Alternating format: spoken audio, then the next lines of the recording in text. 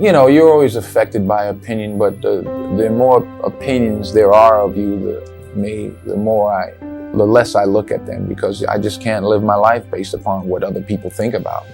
So I can't concern myself too much with what other people think. You know, it's just not healthy.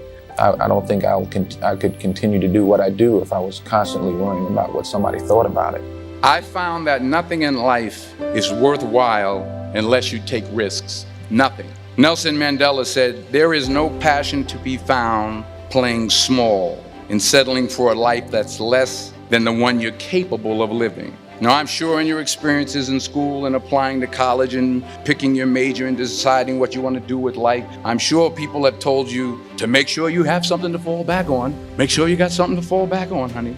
But I never understood that concept, having something to fall back on. If I'm going to fall, I don't want to fall back on anything except my faith. I want to fall forward. I figure at least this way I'll see what I'm going to hit.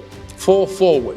This is what I mean. Reggie Jackson struck out 2,600 times in his career, the most in the history of baseball. But you don't hear about the strikeouts. People remember the home runs. Fall forward. Thomas Edison conducted 1,000 failed experiments. Did you know that? I didn't know that. Because the 1,001st was the light bulb. Fall forward. Every failed experiment is one step closer to success. You've got to take risks, and I'm sure you've probably heard that before, but I want to talk to you about why that's so important. I got 3 reasons, and you can pick up your iPhones. First, you will fail at some point in your life. Accept it. You will lose. You will embarrass yourself. You will suck at something. There's no doubt about it. And I know that's probably not a traditional message for a graduation ceremony, but hey, I'm telling you, embrace it, because it's inevitable, and I should know. In the acting business, you fail all the time. Early on in my career, I auditioned for a part in a Broadway musical. Perfect role for me, I thought, except for the fact that I can't sing. I didn't quit. I didn't fall back.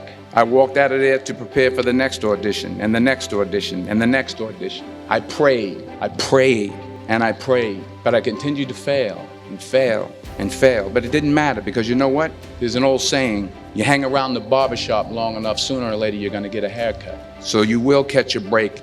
Do you have the guts to fail? Here's my second point about failure. If you don't fail, you're not even trying.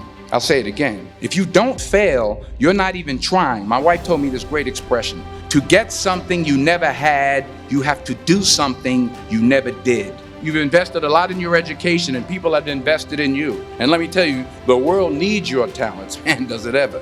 The world needs a lot, and we need it from you. We really do. We need it from you young people. I mean, I'm not speaking for the rest of us up here, but I know I'm getting a little grayer.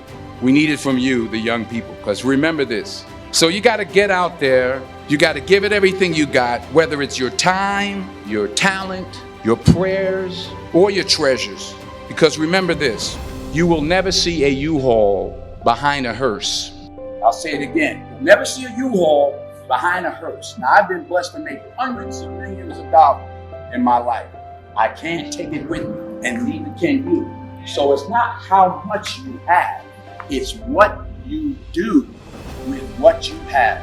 What are you going to do with what you have? I'm not talking about how much you have.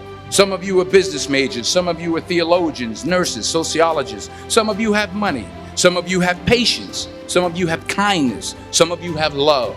Some of you have the gift of long suffering, whatever it is, whatever your gift is. What are you going to do with what you have?